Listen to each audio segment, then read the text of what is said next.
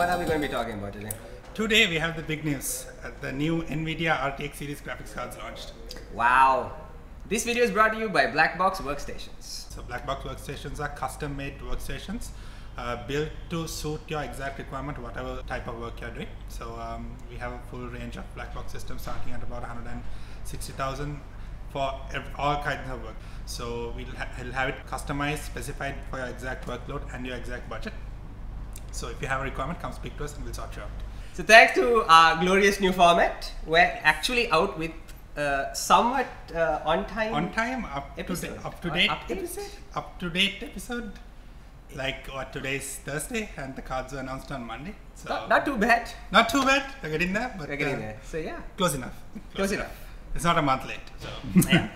So it's like our Computex video. Yeah, the Computex video. Didn't happen. Yes. Alright, so the big news, 2080 Ti's were not launched, they were announced officially, and we have pricing. We don't really know how well they perform. We don't. So it was announced at Gamescom, like we predicted. Yes. And our last video. Did last video come out on the Gamescom day? I think it came out on Friday.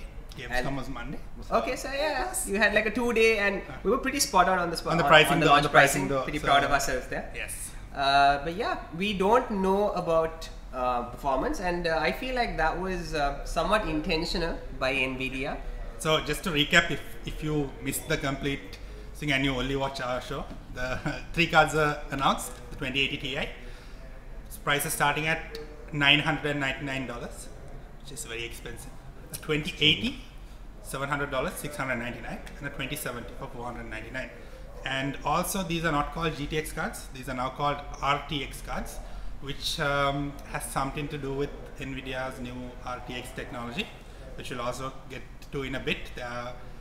It's a bit complicated as to how it works, but that's the gist of it. And the first cards that are going to be available are the Founders Edition cards. As you know, like last generation, they renamed their reference card as Founders Edition. So this year they've gone a little bit further. They've overclocked them and they made it slightly faster than reference.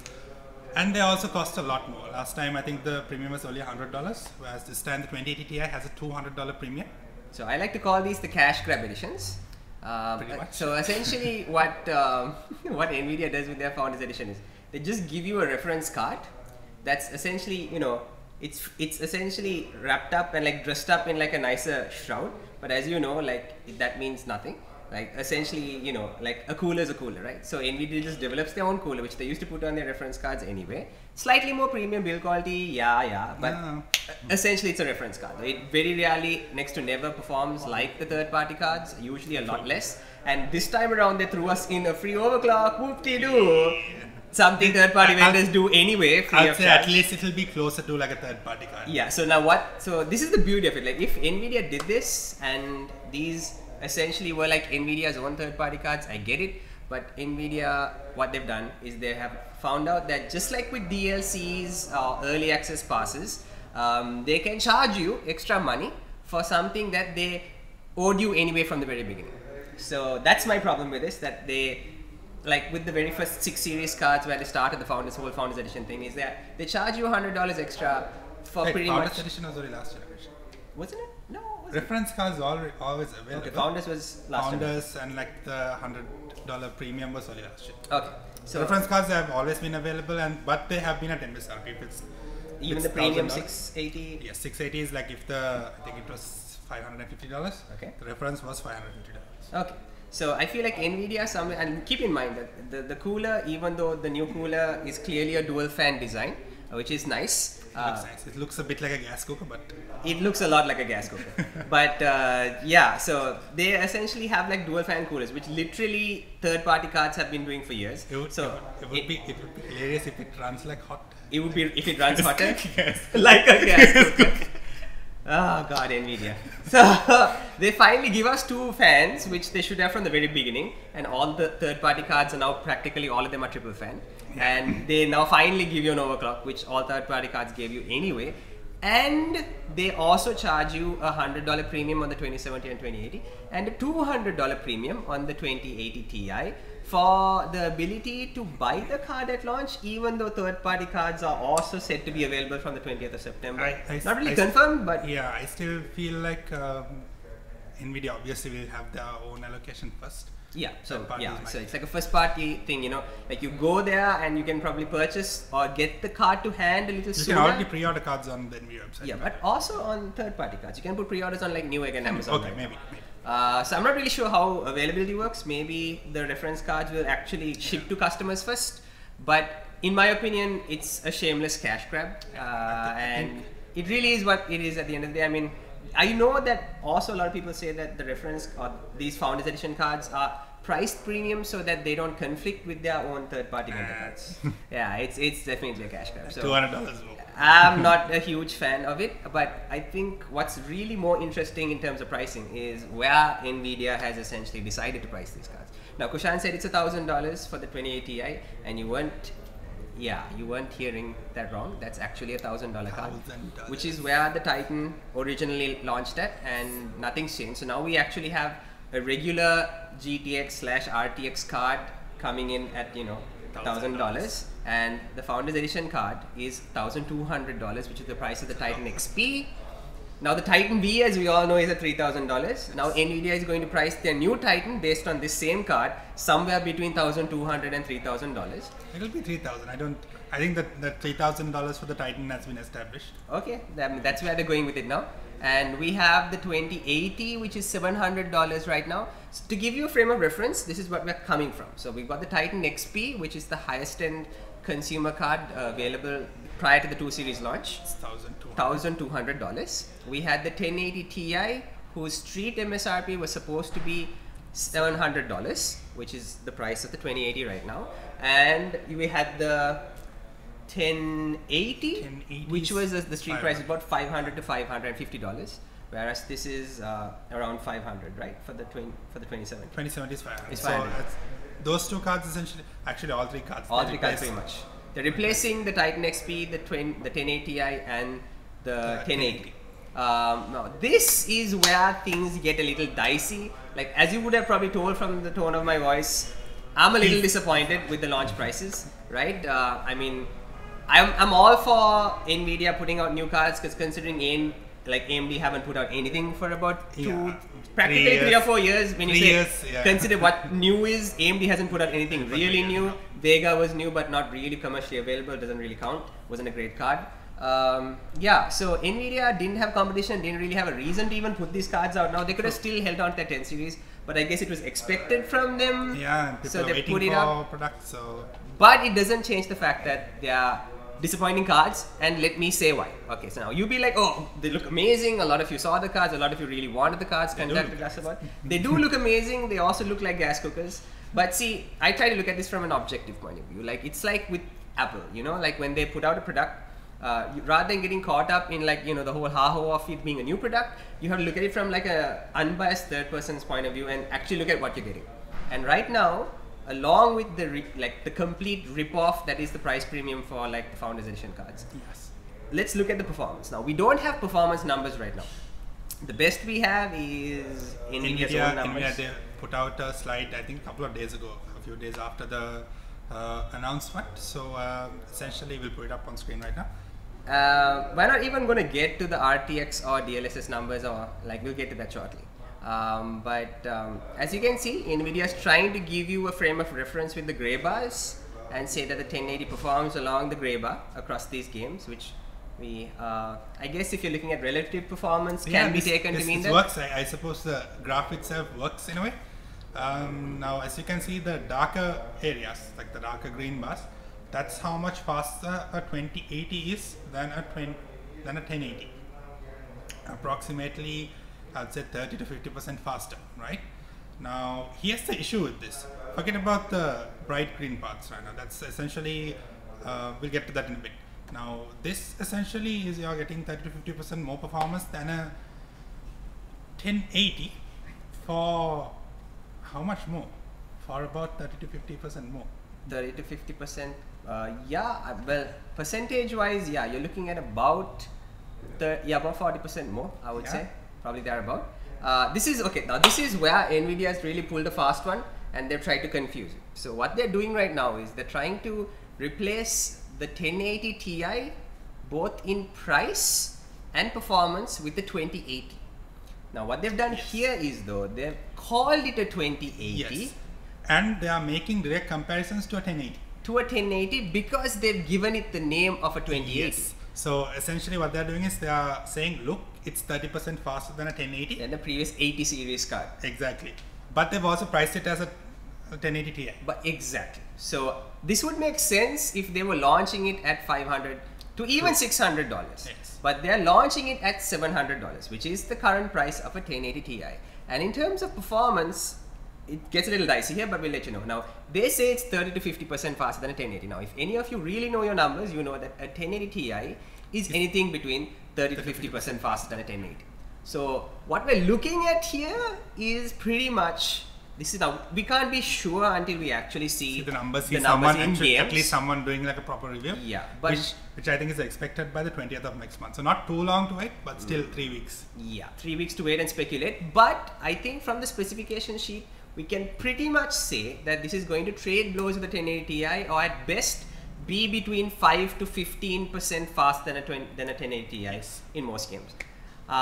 So ultimately what Nvidia has done is replace a 1080 Ti with a card that performs the same as a 1080 Ti at the price of a 1080 Ti. Thank you, Nvidia. Thank you. Thank you very much for this. Thank you very much for this wonderful new card. Okay, so that's essentially general performance. So what Nvidia is pitching here is that they have a couple of new features, right? The one they make the biggest fuss about is the ray tracing. Yeah. RTX. Not RTX actually, ray tracing. They essentially announced a bunch of games that are RTX enabled, right? So initially they just announced the games and said they still have RTX. Later they went back and they explained what RTX enabled means. Now out of the we are looking at like 20 games here, not all of them have ray tracing technology. Okay. Right?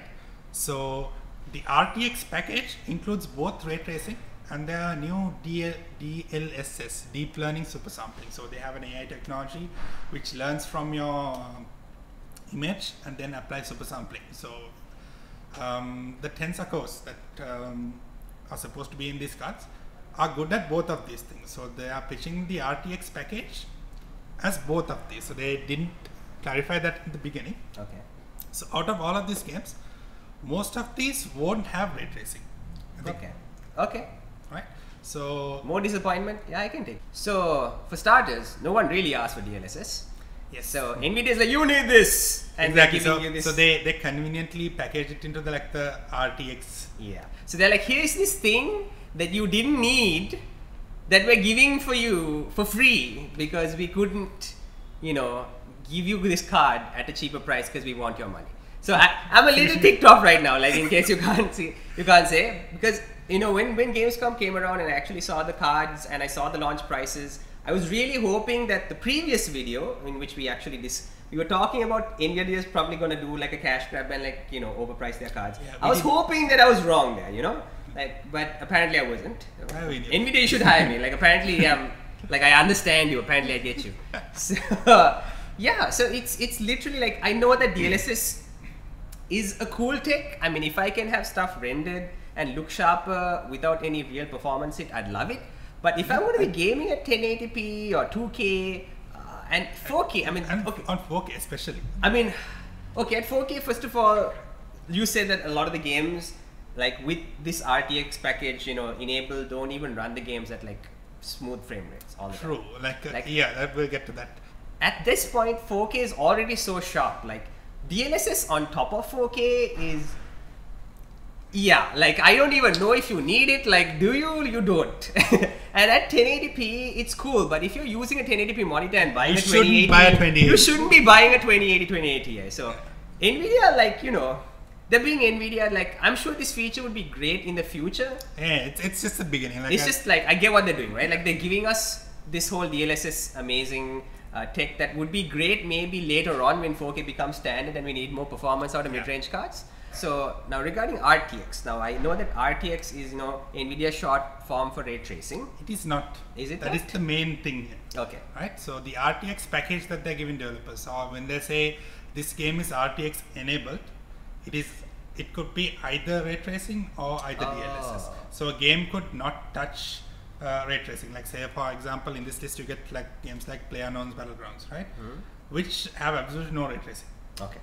In addition to what they already have, the game engine provides. So they don't have the Nvidia ray tracing technology, but they do have DLSS. Okay, so they're launching it. Okay, that makes sense. And like a game like say for example, out of this same list, what was the other thing? There was a racing game. There's an Assetto Corsa game, the new Assetto Corsa game. Now that has the ray tracing technology, but no DLSS. Oh. Right? Whereas a few games, I think Shadow of the Tomb Raider and obviously Battlefield 5 has it. Yeah. Like I think Nvidia used that demo during the Gamescom yes, so launch. Battlefield 5 and Shadow of the Tomb Raider are two of the games that have both technologies included. So now, in case what we're going to do is we're going to link you to the Battlefield 5 launch trailer somewhere here. Somewhere. Check it out, because if you want to see what ray tracing can do, there's a dude like talking us through what happens, you know, during a scene, and they're rendering it in with like real-time ray tracing.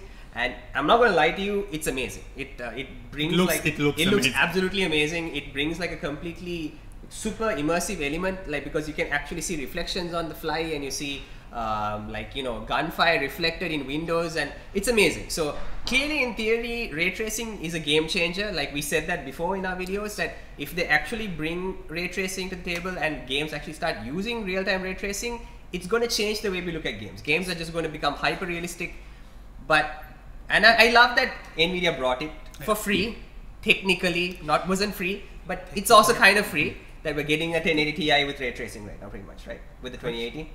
Pretty much. Yeah. So, but the thing is that games right now do not support ray tracing. Like Kushan said, even their launch, the 21 launched, announced titles, more than half of them don't have ray tracing. They have like DLSS. 14. Yeah. And we pretty much told you DLSS is kind of useless. Like, you know, like I like maybe we can review this later, and then maybe we'll see. Like once we have like a proper DLSS game and the card, let's we'll look at it. We'll see if it makes a difference. But right now on paper, it's kind of useless. Yeah. So ray tracing though is interesting. Battlefield 5 has it. I feel like a racing game with ray tracing would be amazing. Would look amazing. Shadow of the Tomb Raider. But now the other side that we're hearing on this is once ray tracing is enabled, performance tanks to like the next level. Okay. And this is on like their highest end cards. This is on like the 2080 Ti. I think they had a demo running at Gamescom. Shadow of the Tomb Raider with like all settings turned up, obviously. On 1080p, they were struggling to hit like 60 FPS. 1080p, guys. 1080p. Right? They're not 4K. Not even 4K. Not 2K. And you can actually pick this if you check out their own demo, right? The Shadow of the Tomb Raider, we'll try to link that part of the clip. There's this small sweeping shot where it goes through like a plaza where a few people are. You can visually see like the performance tanking there. Like it's like 30. I feel it's even lower, but you can see it like struggling around. So Nvidia couldn't get a proper shot for their trailer. Wow.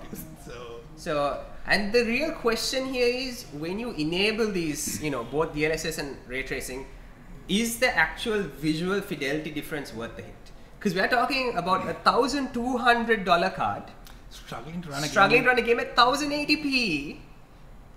Yeah, exactly. So That's you're like, are we really ready for this technology? Like, I feel like that's pretty much like us taking a 1080 Ti and slapping 8x MSA on it, and then be like, the cards, it looks beautiful, but the card's not capable of running it smoothly. Then why include it? Like, no, okay, maybe not why include it. Like, you know, this technology has to come along somewhere. But if you can't play a game with a $1,200 card at 1080p, at like a steady 50 to 60 FPS, like, I don't know, man. Well, the good thing is though, if you want to put aside the whole RTX and the ray tracing and everything, you can get like a 60 FPS 4K experience using you can.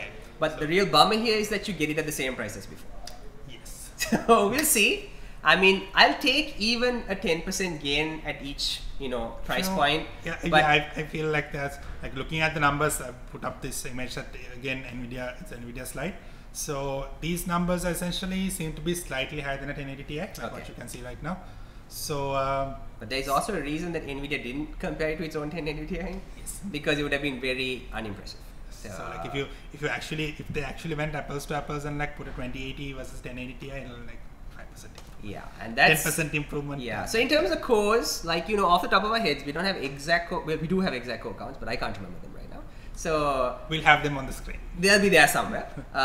We have essentially the 2070 coming out with about 2,300 CUDA cores, and we have the 2080, which is topping up around 2,900 CUDA cores. Now, just for reference, the GTX 1080 was a 2,500 CUDA core count. Like I'm rounding it off, but it's 2,500. And the 1080 Ti was 3,500 CUDA cores, right? So we're actually with the 2070, you're actually dropping in CUDA cores at the same price, but it's also running faster GDDR6 RAM. Like it's GDDR6 RAM, same amount as before, the 8 GB and 8 GB on the 2070, 2080, 11 GB on the 2080 Ti. You're actually getting like, thinking of it, you're actually getting less VRAM at the same price. VRAM at the same price. We didn't even realize this. Like, just like we just realized this. Like at $700, you no longer get 11 GB of VRAM. Like no, that's now $1,000. But you get like, I know GDDR6 is more expensive, but come on, Nvidia, come on, like keep some money in our pockets. So it is what it is. Yeah. So that's less VRAM, right? Thank you. So yeah, some of you are still actually better off buying 1080 Ti's by this logic. True, yeah. So yeah. So Rahul, that's your answer. Okay. Hold on to 1080. Hold on to your 1080 Ti, people. Yes.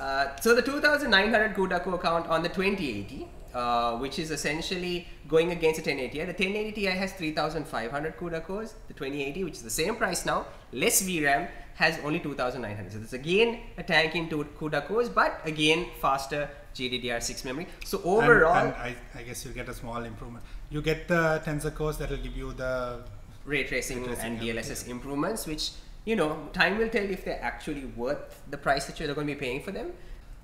If these were like what, $100 cheaper, I guess most people would have been happy. Yeah. But I would be happy at $100. Yeah. So I think what Nvidia did here is like they pushed it slightly, and people will still be happy enough to buy them. Yeah. See, if we haven't told you this, like if we didn't just tell you this, you would probably walk away with the 2080 thinking you got a good deal. Yeah. But when you really think about it, you kind of got screwed over. And for those of you who sold your 1080 Ti, so you could buy a 2080. So Nvidia is being smart. They're like on the edge. Like they're only slightly more. Like if I wouldn't say someone like got proper screwed over, but they didn't get a great deal either. Yeah, but imagine if you sold your 1080 at a loss. Yes, then yes. And then you paid extra. Yeah. Yeah, you kind of got like screwed over. Then if you had like say got rid of your 1080 Ti for like 120,000 to buy a 2080. Yeah. Then ugh. So so after all this, the one kind of shining light, which despite costing $1,000 to $1,200, is the 2080 Ti, 11 GB of GDDR6 RAM, 4,300 odd CUDA cores, and like I don't know, like 64 RTX ROPs. They're calling this RTX ROPs now to denote like the RTX performance. It's got the highest, so it's not even the same across all the cards. Like the 2070 has the least, the 2080 Ti has the most, and it's pretty impressive. By far the fastest consumer graphics card released by Nvidia to date. Yeah. Pretty impressive performance. It is a good. That's claimed by Nvidia. We don't have numbers. We don't have numbers, but like they haven't put out any numbers on 2080 Ti. But think about it from this point of view, right? Like they've got essentially the 2080 and 2070 outperforming the 1080 Ti with lower CUDA cores. And this is now roughly about 800 CUDA cores more than the 1080 Ti and carrying the GDDR6 RAM. So in theory, this should give you a pretty. Will it perform compared to like a Titan V? But Titan V is a $3,000 card, and it's based off of Volta. It's not even tunable. So it's like it's not really apples to apples. Like I'll give Nvidia one thing. Like it's a $1,000 card, but it's going to it should in theory wipe the floor with any other $1,200 card that they had before. It's like it's the one card that they released at $1,200 that will probably comfortably beat a Titan XP and be significantly faster, maybe even 30%, 40% faster. So I feel like I never thought I'd say this, but I feel like if you're gonna buy a card now, just buy the 2080 Ti, not the 2080. Like buy the $1,000 card. Holy crap! $1,000 card. Wow, it's gonna be expensive. It's gonna be mad expensive. Like we're gonna see this card start at 200,000 up to like 240,000 rupees. Yes. So like essentially. Even the cards were announced, they are only officially launching. So Nvidia started to ship them on the 20th of September, and I think guys like you said, guys like Amazon and Nvidia have started taking pre-orders for that. But they have said that it's available on the 20th. Which? On the site, it says 20th of September. 20th of September. Yeah. So shipping backlog apparently, I read it somewhere, I'll try to link that article, stretching all the way to like November. Okay. For certain models. All right. So maybe like cards like MSI and Asus, they stretch back quite a bit. As for us, we are expecting cards to be available in probably early October. Yeah, I'm thinking if we somehow miraculously get the cards close to launch date by somehow logging an early order, which we have, and if we get allocation, we might be looking at, like it's not about placing the orders, it's about allocation. Allocation. So maybe end of September, best case scenario. This is the unfortunate reality of being on a small island. But bigger players get better allocation, so unfortunate. But we'll try. But I think mid-October is a very realistic number. Mid-October for like general availability, to have them on our shelves is good. Yeah. But we might be able to get a few cards on like pre-orders earlier. We'll see. We'll have details posted as soon as we have proper pricing. And nice designs from all the major manufacturers. Exactly. That's one plus that came out of this. We've got nice cards from all the major players, Asus, MSI. Gigabyte hasn't released their Aorus cards yet, but they're regular gaming cards. I saw their Aorus cards somewhere. Really? Okay. Yes. Is it nice? It looks like everything else. Okay. So local pricing, like you said, the 2080 Ti should start at about 190 maybe. Yeah, you can get like the basic cards. Really 190. good card, yeah. Something decent with like all the RGB lighting and everything should go for, I'm thinking 220-ish. Yeah. 210, 220-ish, and the Founders Edition, if we do get it, we are trying to get it, it should probably go for about 230, 240. Yeah. That's probably where it ended up. And the 2080 would fall squarely where like the 1080 Ti is right now, so like in the 150 to 170 range. So like 150 for the cheapest cards, like I think right now we have an MSI card going for like 150, 1080 Ti, and like the high ends probably 160, 170. And 2070 could be interesting. So $500 is right now a little bit cheaper than 1080. Yeah, it should be. If anything, it will be closer towards 100 maybe. 100 to 105. Yeah, 110. 100 to 110 in that range. Yeah. Again, yeah, it's really hard to get excited about these cards. Like, we're really trying, but yeah, it's really more of the same. So I hope that maybe more games, that's the only thing that we can do. More games come out with ray tracing tech, and just the visual fidelity. But again, like say if a 2080 Ti is struggling, like how much would 2070? Can't you like turn like the settings down? We don't know how the settings work. We don't know. So I'm assuming right now, like, I hope it's not like on-off switch. Yeah, like turn on RTX and like it's like it cripples your machine, just blows up. I hope there's like a level so you can maybe go from 1 to 10 of RTX or ray tracing or whatever it is, and if maybe you could set it on like say low to medium. And I just hope that like maybe just the amount of visual spectacle it brings to games like Battlefield will be worth it. Then maybe you guys are getting some value for money. Because again, like 110 gets you a 1080 right now. So so it's the same performance. Yeah, so you might as well spend the money on the new cards when they become available. But you're not going to see us like being like, okay guys, hold off. Honestly, right now you want to buy a 1080, a 1080 Ti. It's still not a bad buy. It's not a bad buy. Like usually with like okay, maybe hold on. See, like, it's not a bad buy. Like, you shouldn't feel bad if you're like, okay, I can't wait for a couple of months. I'll go buy 1080 now.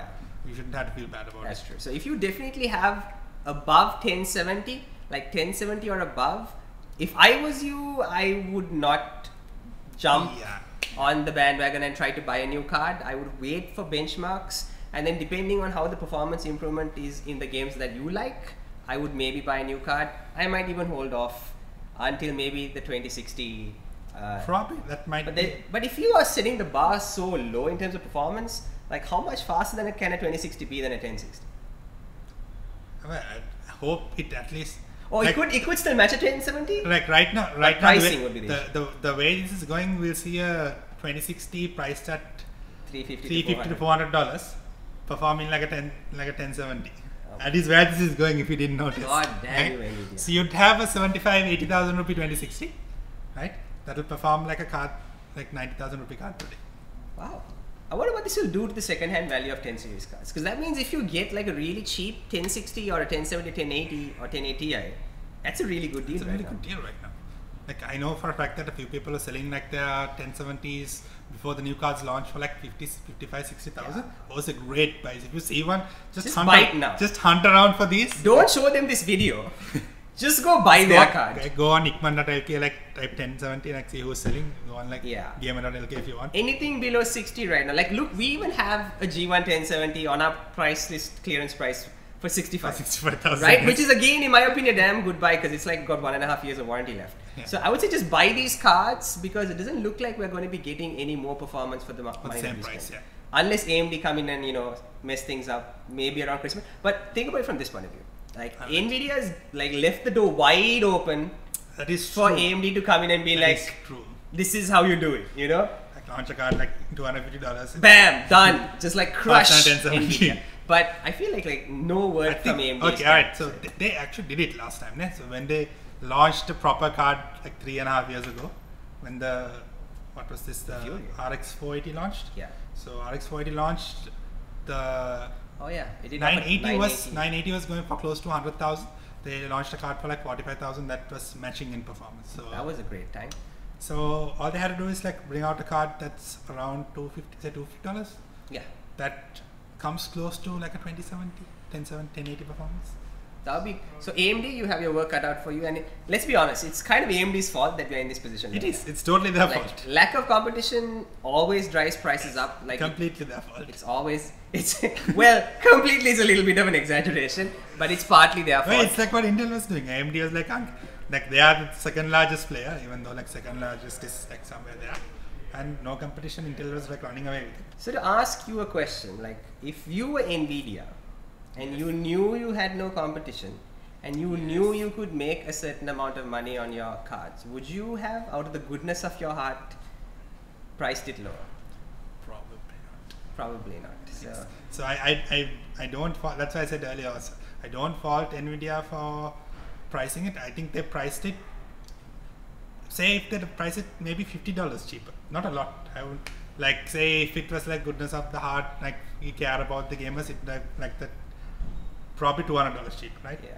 Maybe $50, $100 cheaper. They would have kept a lot more people happier. Yeah. And had a lot more people like running out to buy this, right? And still made a bit of extra money. Yeah. So I think they pushed it a little bit high, but still not far enough to like break it. Really though? I don't think. I mean, I'm pretty disappointed. Like I feel like even $50 less, I would have still been like, man, you guys have done nothing with 2 years of our money.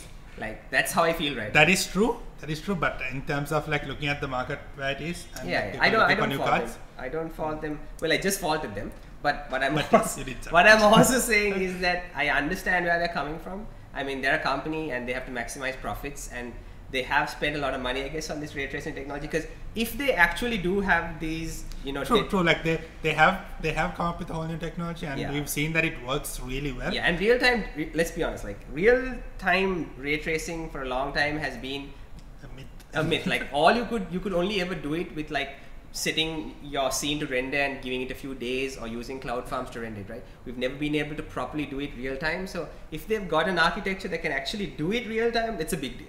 It's just that it came at a time where that big deal may not actually be a big deal for about a year or two until games are optimized. But say it's good. It's something. Technology is out there. Like at least you're not paying extra for it. Let's look at it from that point. Yes. We're not paying extra for it. We're pretty much paying the same. With that $100 extra. Yeah. So, all right. So we went into quite a bit of depth regarding this launch. So I think that's about it for today. Pretty much. If you like this video, give it a big thumbs up. Share it as much as you can. Please feel free to leave your own opinion on this topic. We'd love to hear from you. What you feel. Do you think they're overpriced? Do you think they're worth it with the new technologies? Do you think Nvidia could have done something different?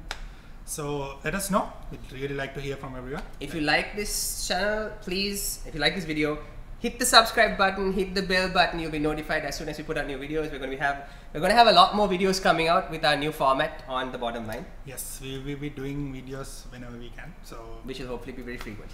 Yes. All right. So before we go, just a quick shout out to Digital Ear, who've given us this beautiful mic, and the clear audio that you're hearing is because of them. And all our recording equipment is provided by Digital Ear.